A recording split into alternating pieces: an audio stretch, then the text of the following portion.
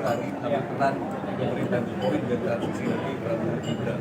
Ada informasi bahwa Anda masuk di salah satu tim Prabowo, tanggapan ini? Saya belum bisa memberikan komentar tentang itu, jadi karena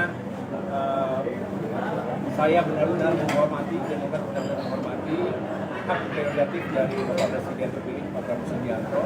Dan tentunya sampai dengan saat ini saya tahu beliau masih sangat serius untuk langkah strategis ke depan, termasuk penyusunan kabinet. Karena pembantu-pembantu beliau tentunya diharapkan bisa benar-benar memberikan dukungan penuh, memberikan nilai tambah, dan Demokrat ingin menjadi bagian dari itu semua.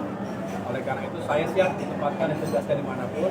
Saya tidak mau berandai-andai, kita tunggu saja apakah ataupun saatnya nanti beliau akan mengumumkannya sendiri. Sudah diajak ngobrol nggak, Mas? Saya sudah diajak ngobrol karena kemarin Mas Pak Asyik mengatakan ada 4 kali pertarungan Nusantara yang masuk hadir dalam komunikasi dengan Pak Prabowo. Sudah, komunikasi kami berjalan dengan baik, reguler, walaupun tidak setiap saat tentunya, tetapi yang jelas dalam berbagai kesempatan kami berdialog. Tapi yang saya senang, kami dialognya itu tidak hanya berurusan dengan posisi atau jabatan yang akan diberikan ke partai Demokrat atau partai-partai lain, tetapi banyak sekali tentang visi besar, gagasan, bagaimana dia ingin Indonesia ini makin kuat, memiliki kemandirian di bidang pangan, energi, kemudian juga infrastrukturnya juga semakin kuat, termasuk juga mengintegrasikan seluruh daerah di Indonesia, dan sumber daya manusia juga semakin berkualitas.